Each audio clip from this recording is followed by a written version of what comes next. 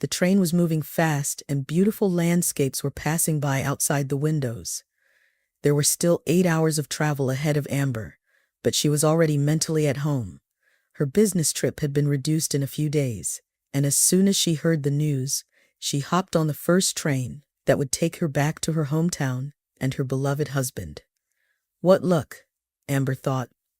Tonight I'll be home and we can celebrate our little anniversary together.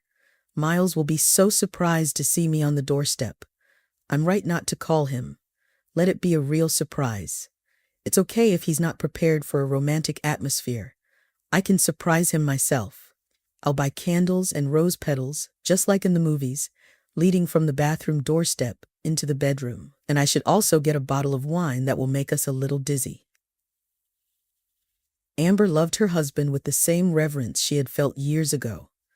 It was their 5th wedding anniversary today, but in reality, they had been together for over 10 years, since high school. As she gazed out of the train window, Amber fondly remembered how Miles had been when they first met. In the middle of their graduation year, a new boy had come to her class. His name was Miles, and at first sight, Amber didn't like him. He was brash and cocky, but he excelled academically. "What are you reading?" he asked her one day during recess. "You won't be interested," Amber replied defiantly. She didn't feel like discussing her favorite author with a newcomer. "And what makes you think that? Did you look at me and decide that I can't handle anything more challenging than a primer?" It turned out that Miles was well read, but Amber still dismissed him as a show-off and a braggart. "Do you know that Miles's parents died?" a friend told her one day. "He's living with his aunt now. He's lucky he wasn't in the car with them. Otherwise, he wouldn't be sitting here telling us stories about his happy childhood and travels. I heard they considered sending him to an orphanage." Luckily, his aunt agreed to take him in. After that conversation, Amber looked at Miles with entirely different eyes. Behind his tough exterior, she saw a poor orphan boy, and suddenly she wanted to get to know him better. His jokes no longer seemed meaningless, and his attention even became relatively enjoyable. About a month after their first meeting, Amber agreed to go out with Miles, and she never regretted it. Their first kiss, their first embrace. She knew she had fallen in love, and she carried that feeling with her throughout all these years. After high school, they both enrolled in the same college, never wanting to spend a single day apart. In their 6th year together, they got married. When Amber arrived at her station and got off the train, it was already 5 o'clock in the evening. It was getting dark early in the fall, and while she was shopping for everything she had planned, dusk fell. She couldn't find rose petals, but her bag contained fragrant candles, a bottle of French wine, and new underwear that would surely excite Miles. The anticipation of happiness was overwhelming. The front door was locked, but instead of ringing the bell, she simply opened it with her key. "I'll surprise him," Amber thought to herself, tiptoeing towards the bedroom. Miles was in the bathroom, humming to himself. Amber was about to open the door when her husband suddenly appeared on the threshold and almost slipped on the wet floor, clearly taken aback by the unexpected encounter. "What are you doing here?" His voice sounded unusually high-pitched. It was evident that Miles had lost control of himself due to the surprise, although he quickly tried to regain composure. "Amber, I'm so glad." Managing to recover from the surprise, he quickly approached her, awkwardly wrapping his arms around her and trying to pull her away from the bathroom. This wasn't the kind of reunion Amber had imagined, but she attributed her husband's abruptness to confusion and consternation at her sudden appearance. "I'm also overjoyed to see you. My business trip ended early, so I thought I'd surprise you. Are you upset that I showed up unexpectedly?" "Of course not. Come, quickly to the kitchen, I'll make you some coffee. We can sit and talk. You must be tired from the journey," Miles said, attempting to steer his wife away from the bathroom door. However, Amber, smiling, freed herself from his embrace. "Just a moment. I just got off the train. Let me at least wash my hands and freshen up a bit. Actually, it would be nice to take a shower or a bath before dinner." "Don't go in there." Miles shrieked with fear. Amber frowned. It was the first time her husband had ever behaved so strangely. "Why? What's wrong with the bathroom?" "Everything's fine. I just don't want you to go in there right now." Amber found it so peculiar that she immediately wanted to open the door and see what her husband was hiding. "Don't be silly, Miles. I'm going to wash my hands. Are you going to tell me to wash and shower in the kitchen? There's a surprise in there." Amber heard a hint of desperation in her husband's voice, and she concluded that he had hidden her wedding anniversary present inside. "Well, go and get it. I'll wait here," she suggested. "There's no way to get it." "What's in there after all?" Amber was getting anxious. She abruptly opened the bathroom door and was stunned. Rose petals were scattered all over the floor. The bathtub was filled to the brim with foam and more petals, and burning candles adorned the edges. Everything was exactly as she had imagined. "What is it?" She turned back to her husband, seeking an explanation. "This is the surprise I told you about," her husband replied with a slight hesitation. "But you didn't know I was coming early, did you?" Amber looked at Miles, unable to comprehend what was happening in their apartment. "But you see," Miles excused himself, "I was rehearsing our meeting. I wanted to see if it would turn out beautifully. I bought candles, filled the bathtub, created a fragrant foam, and decorated it with rose petals. I thought I would get in myself and see how it looked, to see if you would like it." Amber looked at Miles, torn between laughter and tears. The image of her husband immersed in bubbles and petals during his rehearsal made her burst into laughter. "Only you could have thought of that," she said amidst her laughter. "You know what? This is exactly what I had been dreaming of during the entire journey home. You can check my bag. I bought almost the same candles as you did, except I also got wine and a brand new set of lingerie. I hope you didn't buy lingerie for me, planning to try it on while I was away?" Amber laughed heartily, and Miles, gradually calming down, started to smile as well. "Well, no, I didn't think of new underwear. But I have an idea of why such a beautiful bath is going to waste. Let the rehearsal not go in vain. Lie down, rest from the road, and I'll go get a cake and some fruit right now." Without waiting for Amber to say anything, Miles grabbed his jacket and phone and rushed out of the apartment. "Well, let it be so," the woman thought.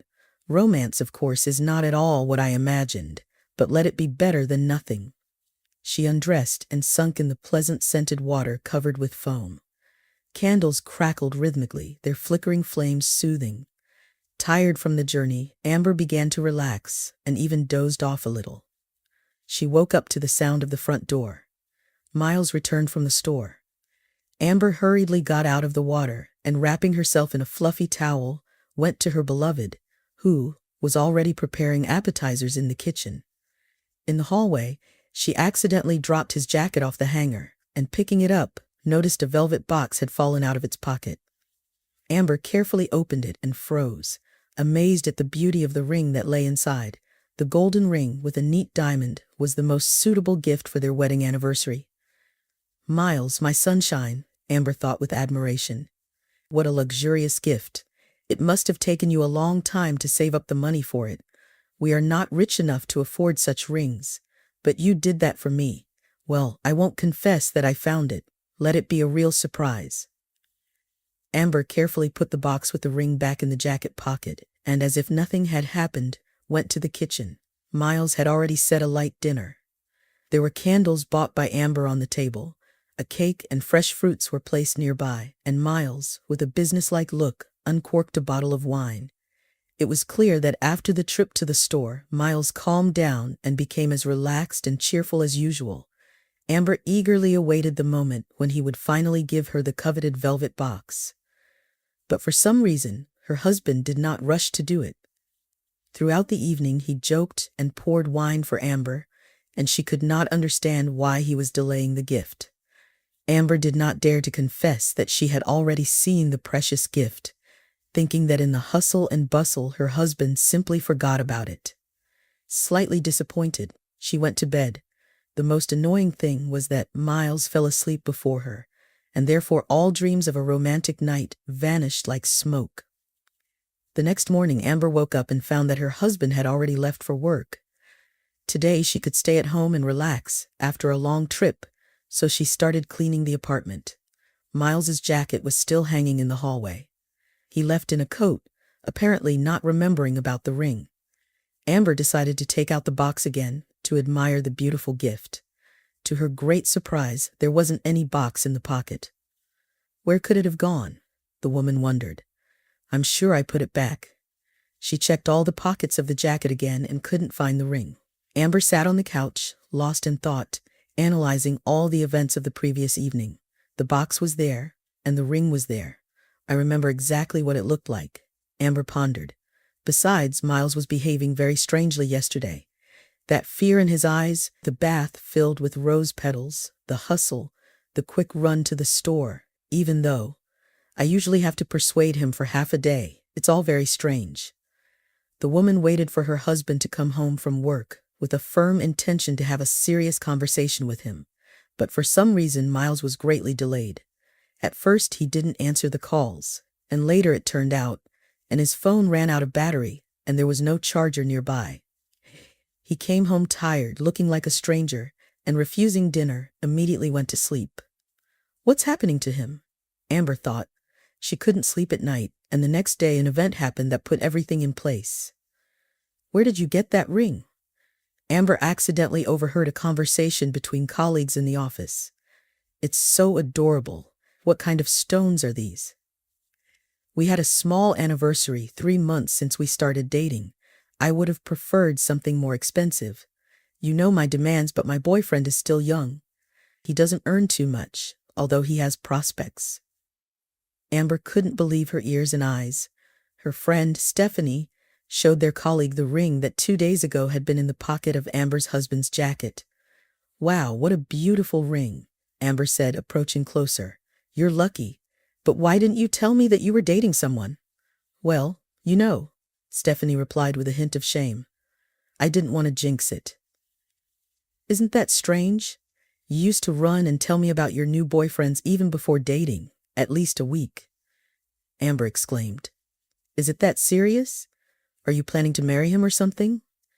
Without blinking an eye, Stephanie started bragging about how lucky she was with her new boyfriend, how caring and attentive he was, how much he loved her. Amber stared at her friend and couldn't understand how these two could do this to her. Stephanie and Amber had met in their early youth. Stephanie was only 17 when, taking advantage of her strict parents' temporary absence, she decided to go to a nightclub with friends. Unaccustomed to alcohol, the girl quickly got drunk and didn't even realize when her flighty friends disappeared. Amber was celebrating her graduation from college with her classmates. She noticed that a rather shady-looking man sat down next to the lonely, intoxicated girl, constantly pouring some kind of drink into her cocktail glass. Amber decisively approached the table and declared, Hey, little sister, it's time for us to go. Our dad is waiting for us in the car. The unsuccessful suitor startled glanced at the several strong guys who had gathered around Amber and hurriedly retreated. Dad? My dad? The girl stammered in fear. Where? In the car? What car? At your home. Do you remember where you live? Well, great, that means we'll go now. Amber called a taxi and took the girl home. Stephanie was feeling sick. She was very unwell, and Amber stayed by her side almost all night. Since then, despite the age difference, the girls have become friends, or rather almost, like sisters. Amber, like her older sister, took care of Stephanie, who always needed the advice of her wise friend. The parents did not have time to take care of their daughter. The father worked a lot, and her mother, being naturally very jealous, constantly accompanied her husband on his numerous business trips, leaving her daughter alone. Amber prepared Stephanie for admission to the college, the same one she herself graduated from, and later helped her named sister with her studies. When Amber was getting married, she asked Stephanie to be her maid of honor. Sure, Stephanie had been a frequent visitor to Amber's family, but now, was she really the one who destroyed it all? During the lunch break, Amber approached her friend and calmly looked her in the eyes, saying, You know, I saw this ring before. Do you want to tell me everything yourself? Stephanie was taken aback, but immediately tried to compose herself. You saw this ring? Where? At the jewelry store? No, in my husband's pocket. So you're saying you've been having an affair for 3 months now, aren't you? And all this time, I was wondering why they started sending me on business trips instead of you, almost every week. So I was away, and you and Miles were having fun behind my back. I'm not going to explain anything to you. Stephanie suddenly changed her expression, her beautiful face contorted with anger. Sort it out with your husband. With that, she turned around and quickly walked away. Amber was standing alone, watching her go. How bitter it was to realize that the two closest people had stabbed her in the back.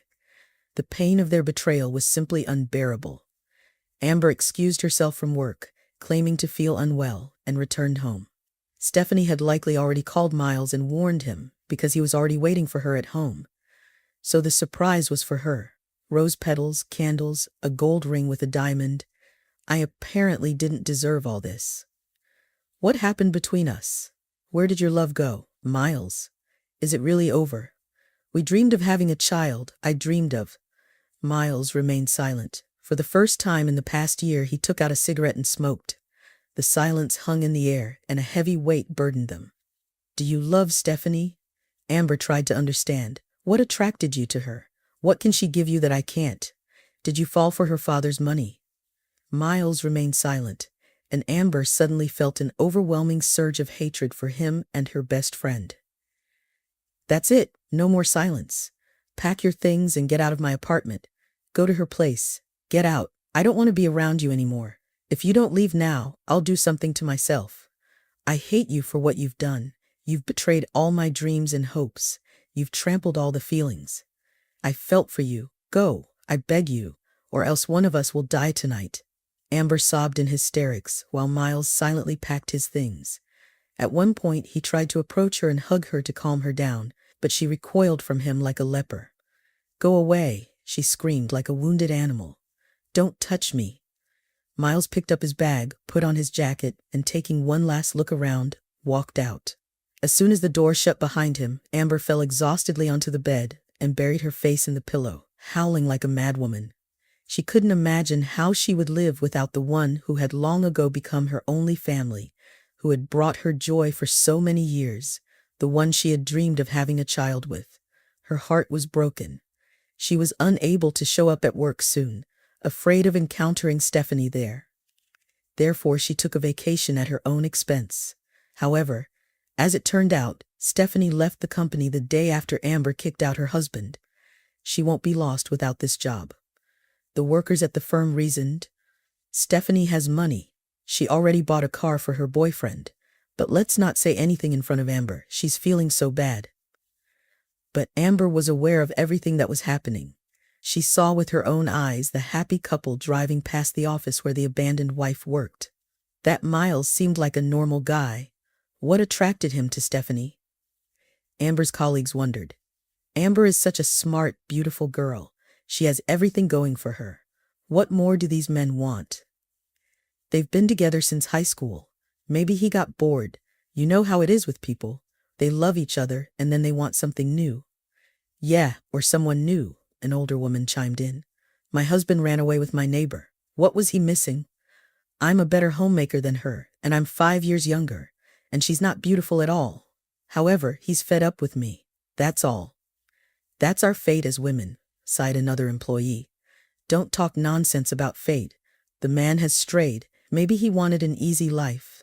Amber should have waited a bit. Maybe he would have come to his senses. After all, they were married for years. It's a shame they don't have a child. Maybe then they would have stayed together.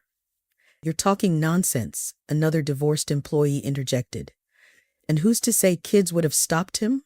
I have 3, and where's their father now? He's raising someone else's children and doesn't even think about his own. So Amber is lucky she doesn't have a bunch of kids from this scoundrel. Regardless, all of Amber's colleagues felt sorry for her and sympathized with her. Amber was utterly dejected. She could hardly sleep at night, and as a result, she had bags and dark circles under her eyes. In just a few days, she looked as though she had aged 10 years. Well, that's not the way it's going to work, a young employee, Mary, finally decided. She had recently joined the team and was working alongside Amber. I can't bear to see you suffer. Don't take offense, I'm new here, and you have every right to send me away, but listen to what I have to offer you. I think you need something to keep you busy. 2 years ago, I went through a painful breakup with my boyfriend, And I even had terrible thoughts, but through the psychological help service, I met some good guys. Volunteers. They helped me a lot back then. We meet several times a week to help people in need, the elderly, the homeless, and families with many children. All of our volunteers are young, cheerful, and kind-hearted.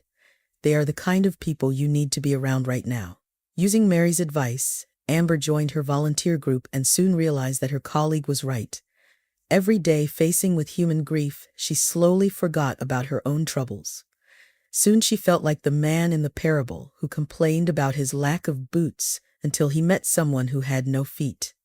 After all, Amber thought, these two have found each other and deserve each other, and it's good that I now understand this and realize that for all these years I have been with insincere and false people.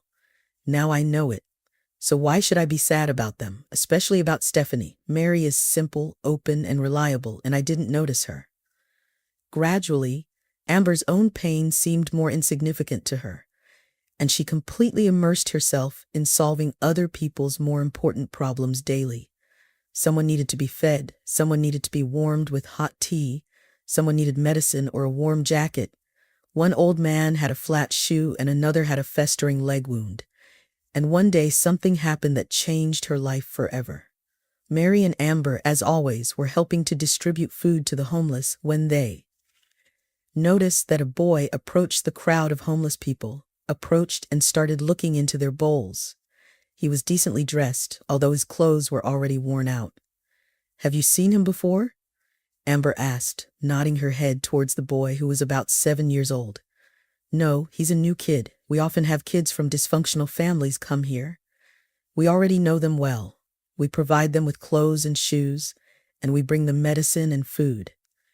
This boy doesn't look like a disadvantaged child, but he's obviously hungry. Look at the way he looks at the food, but he's afraid to ask for it. Maybe he ran away from home or got lost," Amber suggested. She put the ladle aside and decided to approach the boy. "Hello," she said cheerfully. The boy jumped in surprise. "Don't run away. What's your name?" "I'm Amber." "My name is Ian." "Ian, are you hungry? Come on, I'll feed you." The boy looked at Amber apprehensively. "Stroll with Grandma told me not to take anything from strangers." "Your grandmother is extremely right, except that I'm not exactly a stranger. Many people know me here, and Ben can confirm it, for example." Amber turned to the elderly man who was happily eating porridge. "Right, Ben, you know me, don't you?" "Well, of course. Don't be afraid, kid. We have good girls here. They won't harm us." Ian followed Amber and, taking a plate of hot food from her hands, started eating with warmth on both cheeks. "I wish I could take some to my grandmother. She's hungry too." He looked regretfully at the empty bowl. "What's wrong with your grandmother?" Amber decided to find out, as she was disturbed by the fact that a decent-looking child was wandering around the city so hungry. Ian was a little shy, but Amber managed to get the story out of him. It turned out that Ian's mum had recently passed away. The woman had been ill for a long time, and Amber suspected that it was cancer. After his mum's death, the boy was left to live with his elderly grandmother, but recently she had fallen ill, unable to get up. Now she couldn't take care of her grandson anymore, as she needed help herself. They had no other relatives, and the 7-year-old boy and his sick granny found themselves all alone and without any help.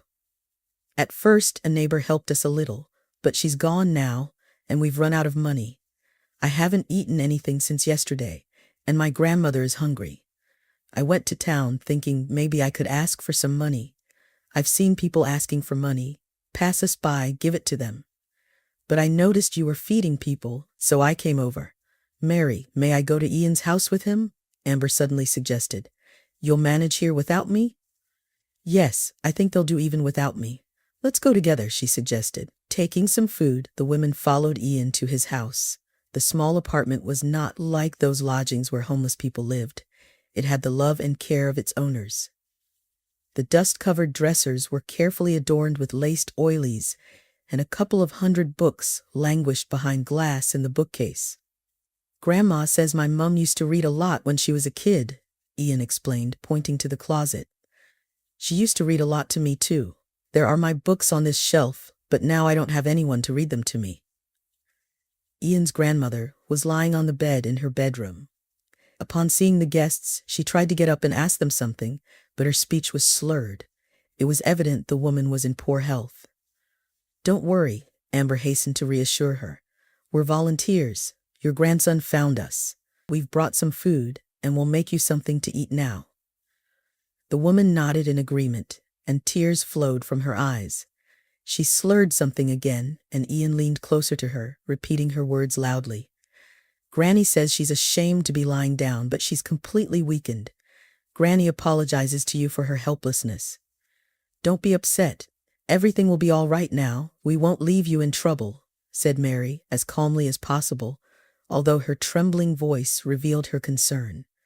The girls helped Ian clean the house, and together they prepared food and fed their grandmother. "I'm afraid I'll be taken to an orphanage," Ian said sadly. "They wanted to take me away before, even before my grandmother became ill, but she didn't give me away, and now she's sick, and I don't know what to do." "Don't you have anyone at all?"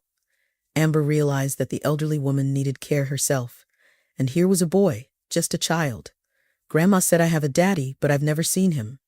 The elderly woman gestured to Ian again, and weakly said something to him. "Grandma says there's a picture of Daddy in the album, and asks you to find him."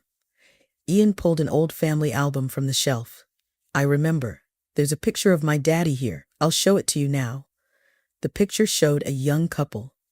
They were both dressed in summer clothes and looked pleased. "Mum said she met Dad when she was working as a camp teacher. They met at the sea. He was from another city. Wasn't my mum beautiful?" Amber and Mary looked at the old photo and understood how difficult it was for a boy to be without his father and mother. "Would you like us to find your daddy?" they asked Ian.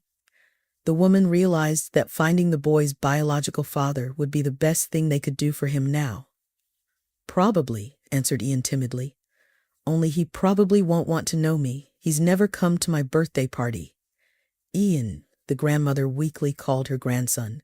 "Come here, my good boy." Ian came and hugged his grandmother.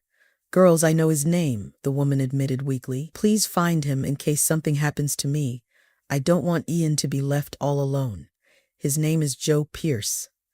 Amber wrote the name in her notebook and tried to reassure the elderly woman. "We'll try to find him. If you allow us, we'll take this picture. Ian, don't worry. We'll be sure to return it to you safe and sound."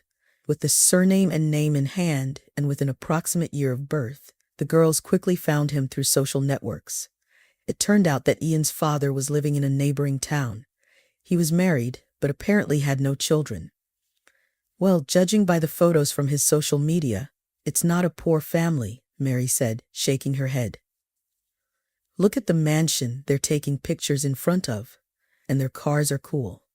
And here are pictures from the islands, from resorts. And Joe's wife is obviously wealthy. She's all dressed up with silicone breasts and pumped up lips. Unlike you and me, right, Amber?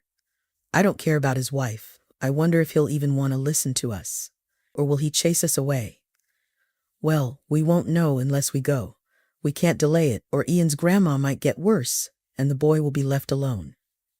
The women decided to go to Joe's house without postponing the trip.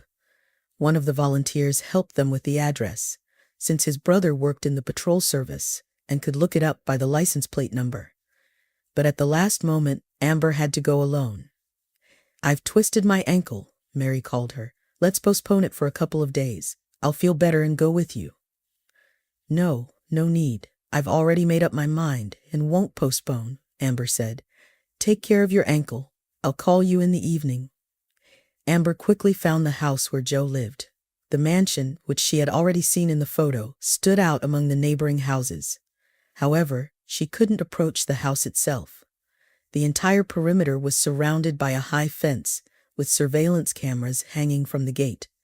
Initially, Amber decided to wait, hoping that the owner himself would come out of the house so she could stop him and talk to him.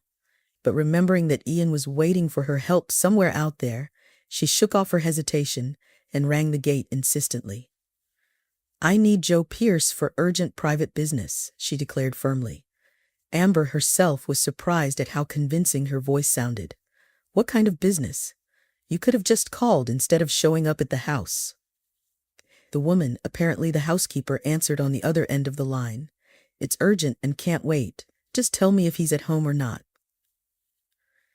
"Eleanor, I'll answer it myself," a male voice came. "Good afternoon, young lady. What do you want from me?" "You are Joe Pierce?" Amber asked to confirm, and upon receiving confirmation she continued, "Do you know the name Claire Sergeyeva? If so, please come to the gate. I have important information for you." A moment later, the gate in front of Amber swung open, revealing a handsome man in the opening. His face showed concern. "I haven't heard from Claire in years. Why are you looking for me?" he asked in surprise. "Do you know you have a son?" A look of disbelief crossed Joe's face. "A son?" "Yes, you do. His name is Ian, and he's almost 7 years old now. Look, is that you in the picture here? That's the man the boy thinks is his father, and that's his mom. She died a year ago." "Claire died? Oh my God, I didn't know. Wait, you're saying she had a child, a boy who was 7 years old? When was he born?" Amber was just about to answer when suddenly a woman appeared behind him. "What's going on here?" she exclaimed in a high and unpleasant tone. It was Beth, Joe's wife. Having seen from the cameras that her husband was talking to a strange woman at the gate, she hurried to deal with the situation. The woman was clearly older than Joe and looked slightly different from the photo on social media, but Amber recognized her nonetheless. "Beth, it's for me," Joe calmly replied. "I can see that, but what does she want? If they came to impose all sorts of nonsense on you, don't buy anything. Send her away." "I've already finished talking. It's fine. Go back to the house." Joe discreetly took out a business card and slipped it to Amber.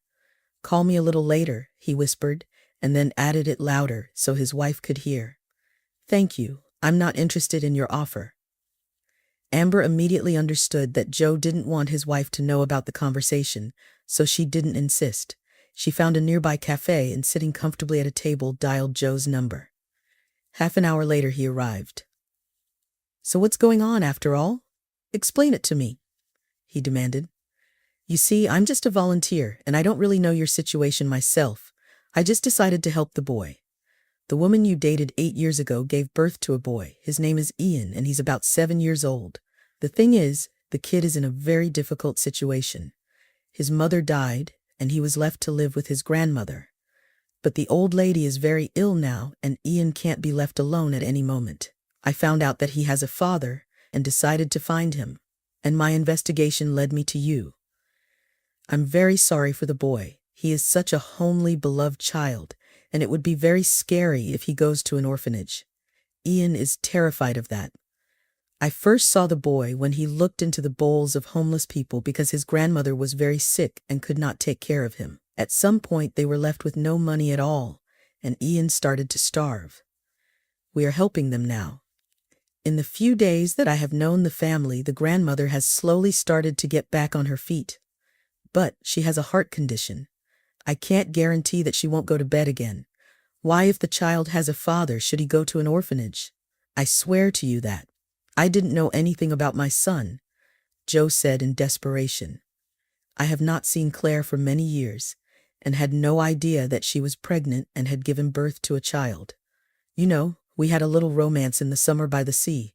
When I came back to the city, I went to see her a few times, but we lived in different cities, and somehow it happened that the relationship came to naught.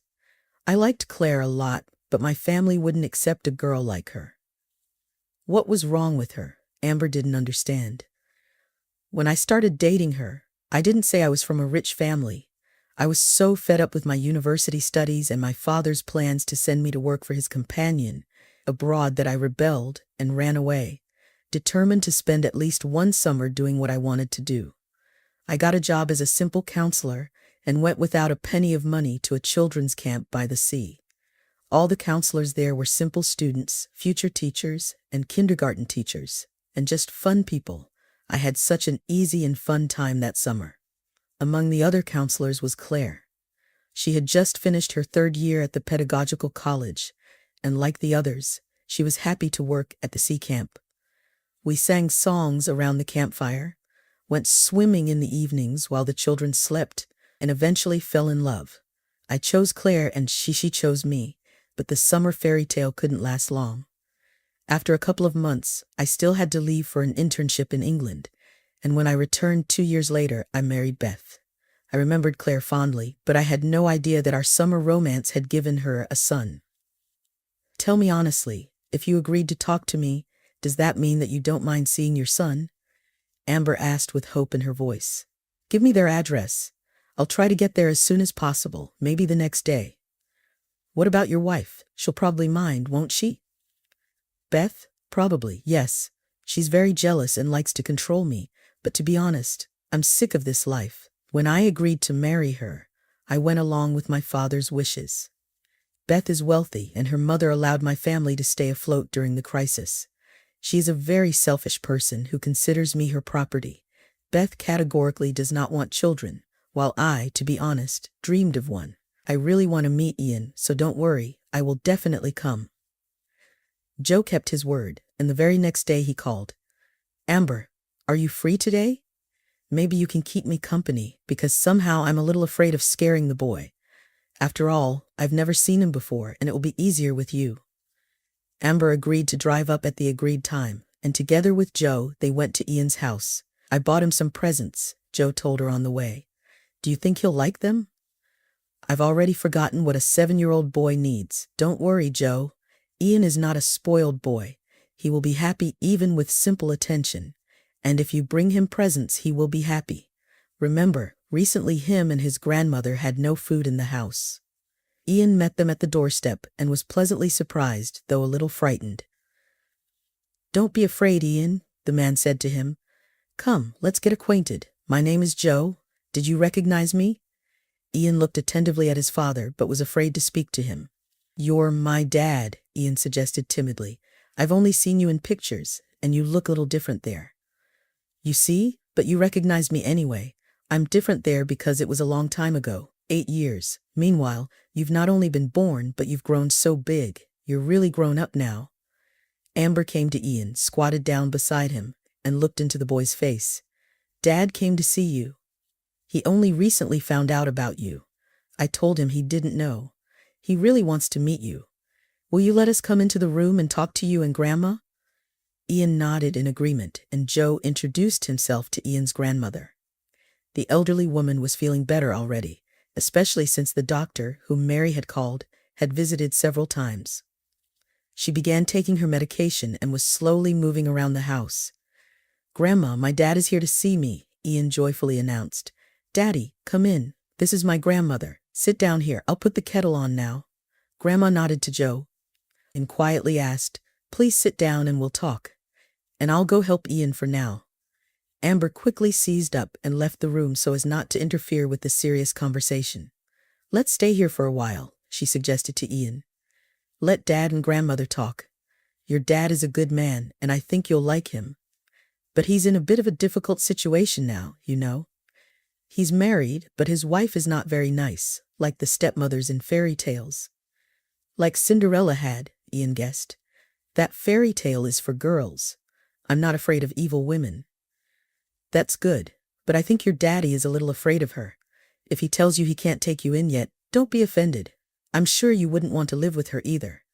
When I saw her, I knew you wouldn't like her. But if Daddy comes to visit you, walks with you, and helps you and Grandma, that wouldn't be bad, right? I like it even better that way, the boy rejoiced. I don't know my dad yet, and I don't want to leave my grandmother. And if there's a wicked woman living there, then I definitely don't want to go. I'll tell Daddy to just come and visit me. I'll be glad. Well, let's go to them then, Amber decided. They're probably already waiting for us. And so it was agreed. Ian stayed with his grandmother, and Joe came to visit them from time to time. He brought medicine and food, bought clothes and toys. Sometimes he would spend a whole day visiting Ian. They walked together around the city, went to the park for amusement rides, and ate ice cream in cafes. In short, they did all those cool things that bring fathers and sons together. And Amber is nice.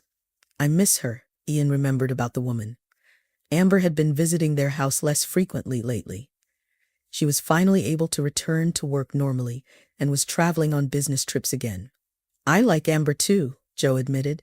Let's invite her to go out with us sometime on the weekend. I'm all for it, the boy rejoiced. She's just so kind and beautiful as my mum was. She did so much for me and my grandmother, and she found you and helped me. Let's be friends with her. Please call Amber and tell her I miss her." Amber agreed to meet Ian and his father on the weekend. "Ian, you've grown up. I haven't seen you for a month," she said, smiling and genuinely happy to meet them. "So how are you? How is Grandma?" "Everything is fine with us. Dad bought all sorts of medicines and vitamins for Grandma. She even goes to the store by herself now. She says she'll start dancing again soon." "Well, she's joking. I mean, what kind of dances can grandmothers do?" "I think, Ian, your grandmother will surprise you yet," Amber laughed. Then the woman turned to Joe and asked him, "Well, how are you two doing?" The man looked a little embarrassed. "Yes, how are things? Little by little. We're going to buy a bicycle for Ian today. We called you to help us choose." "Me?" Amber was even more surprised and immediately laughed. "Is this a joke? I've never ridden a bicycle in my life. How can I help you?" "Well, then you, Amber, will have to learn together with Ian, because I believe that everyone must know how to ride a bicycle. Can you imagine the picture? The three of us on bicycles, rushing across a huge field." "Yeah, you might be rushing, but I would immediately find a ditch and fall into it," Amber commented, choking on her laughter. "There's no way I'm getting on a bicycle." Amber resisted, but the next time Joe arrived, the three of them were riding their brand new bicycles through the deserted alleys of the park. The woman kept falling, and Joe was laughingly catching her. Ian pedaled well and was terribly proud that he had learned to ride so quickly. "Look, Amber," he shouted, "do it like I do. Do you see?" Trying to look at Ian, the woman lost her balance again, but she did not fall because she was picked up by Joe's strong arms. "Something is wrong with my vestibular apparatus," Amber shamefully remarked.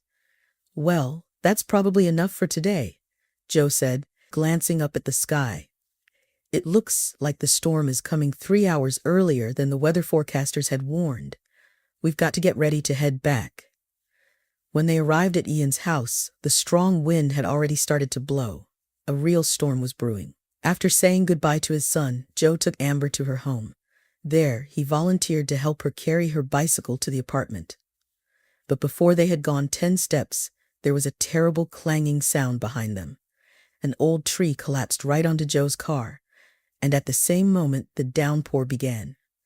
There was no way to remove the huge tree or assess the extent of the damage to the car. Amber and Joe were soaked in a few seconds. "Hurry into the house," Amber shouted through the noise of the thunderstorm, and they took hands and ran into the entrance. "Why are you laughing?" Amber shouted. "His car's a wreck. He's wet, but he's laughing. He's having fun," she grumbled, turning the key in the door. "I'm not laughing. I'm happy," Joe explained. "What?" asked Amber with a gasp, though she understood perfectly well what he was glad about. She herself was glad of the way in which what was bound to happen had been accelerated by chance. The morning came, as usual after such a storm, sunny and gentle. Amber did not want to wake her beloved, but she had to do it. Quietly touching Joe's shoulder, she whispered in his ear, "Joe, I have to work in an hour. What do you like for breakfast?" "For breakfast? I would like Amber," replied Joe foolishly, pulling the woman to him. That day she did not go to work, referring to the need to eliminate the consequences of the storm, and Joe texted his wife, "I had an accident. I'm fine, taking care of the car." The car was only slightly dented. By evening the tree had been removed and Joe had got ready to hit the road.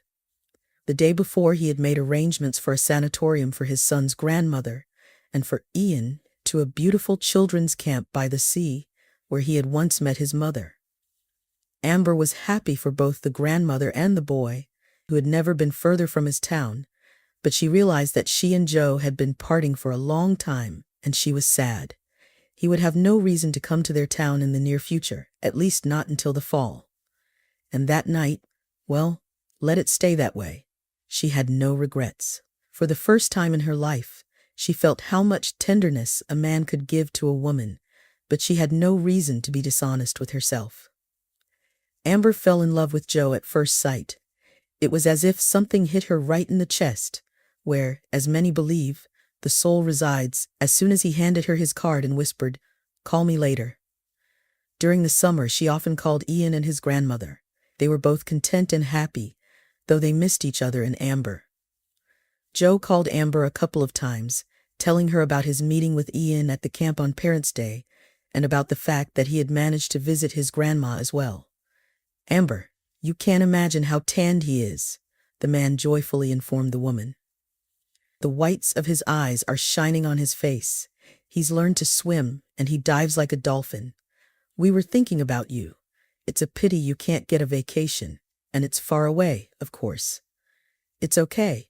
I talked to him on the phone, and I'm glad he found friends there. Grandma isn't bored either. She's made some friends there, and even has a man. She even has a dance class, so Grandma will definitely surprise Ian.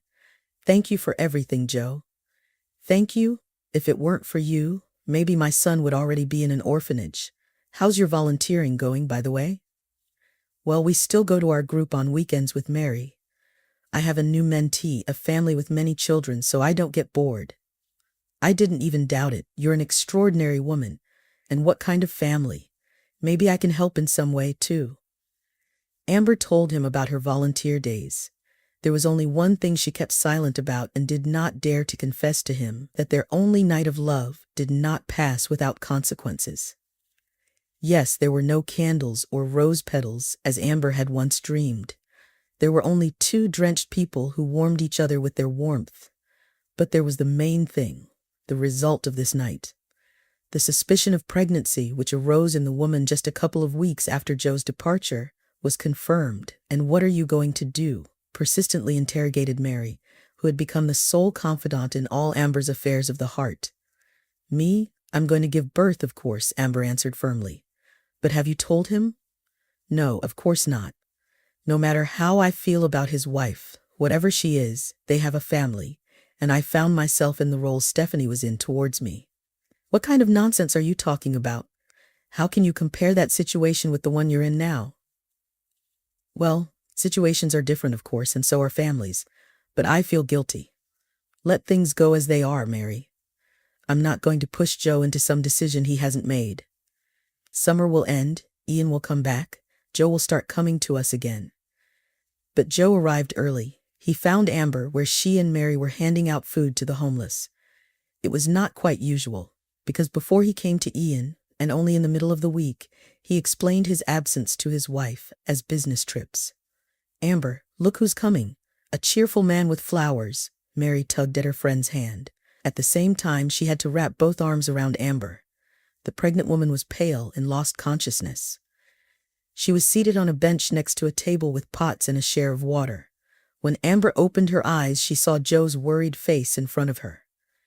"It's nothing," Mary hurried to reassure the man. "In her condition it happens. She got overexcited, and it's time to stop volunteering. She's tired." "In what condition?" Joe was stunned. "Mary, why are you doing this?" Amber interrupted her friend. "What do you mean, why? Are you going to play the silent game forever?" A hunch flashed across Joe's face. "Amber, my love, is that what I was thinking?" "Joe, this doesn't change anything. I'm not going to break up your family," Amber replied evasively. "And you're not going to break up my family." Joe began in a deliberately stern tone. Amber's insides went cold. "Yes, this is the end," she thought, "the end of my brief happiness." Somewhere deep in her soul a glimmer of hope still remained. A hope that one day they would raise Ian and their baby together. But it was not meant to be. And Joe continued ruthlessly. "And you're right, it doesn't change anything." After a brief pause, he continued with a laugh. "Because there is nothing left to break or change, I have finalized the divorce, and now I have come to offer you my hand and heart."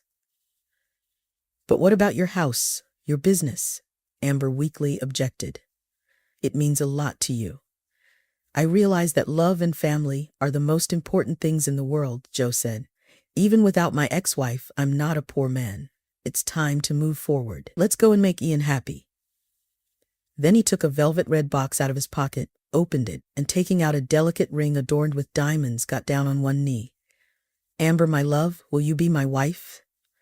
Amidst the cheers of volunteers, homeless people, and passers-by, Amber gave her consent to Joe. 2 days later, they were already by the sea. After obtaining permission from the camp management, they spent the entire day with Ian. As they approached the entrance to the children's camp, they saw a boy happily running towards them. "Oh, Amber has come too," Ian rejoiced. "And she agreed to be my wife," his father said. From now on, you'll live with us, and soon you'll have a brother or sister." Ian was overjoyed. The three of them strolled along the promenade, basking in the summer sunshine and inhaling the sea air. They were truly happy and looked forward to the future with faith and hope.